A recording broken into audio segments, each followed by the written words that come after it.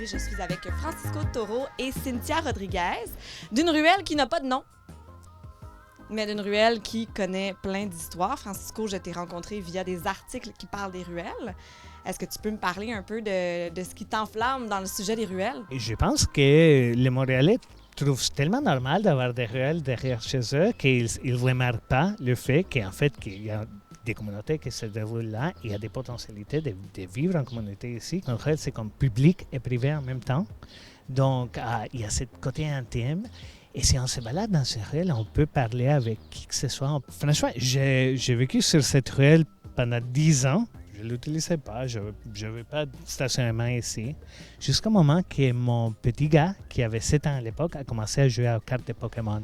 Il a trouvé qu'il y avait d'autres voisins sur la ruelle qui jouaient aux cartes de Pokémon et son monde s'est comme élargi tout d'un coup. Là, il avait l'autonomie de sortir, de jouer avec ses amis. Il avait besoin jamais de traverser une rue, donc il n'avait pas besoin de demander la permission à qui que ce soit pour sortir.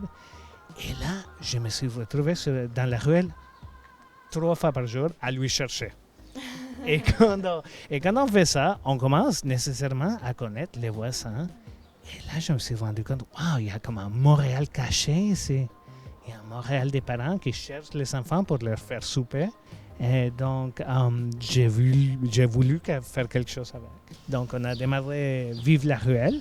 C'est un tout petit OBNL qui cherche à aller à rencontrer les voisins pour peindre la ruelle, pour les mettre ensemble à peindre la ruelle. Parce que finalement, ce n'est pas nous qui allons peindre la ruelle, c'est les citoyens.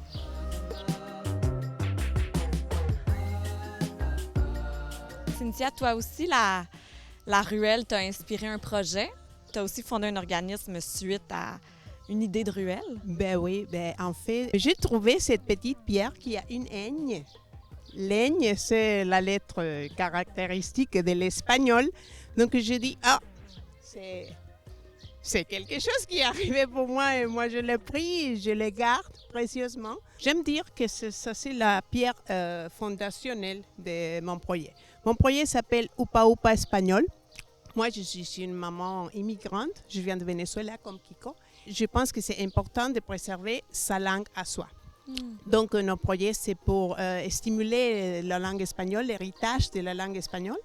Et on a la première librairie en ligne avec un service d'abonnement des livres en espagnol pour enfants, ici au Canada.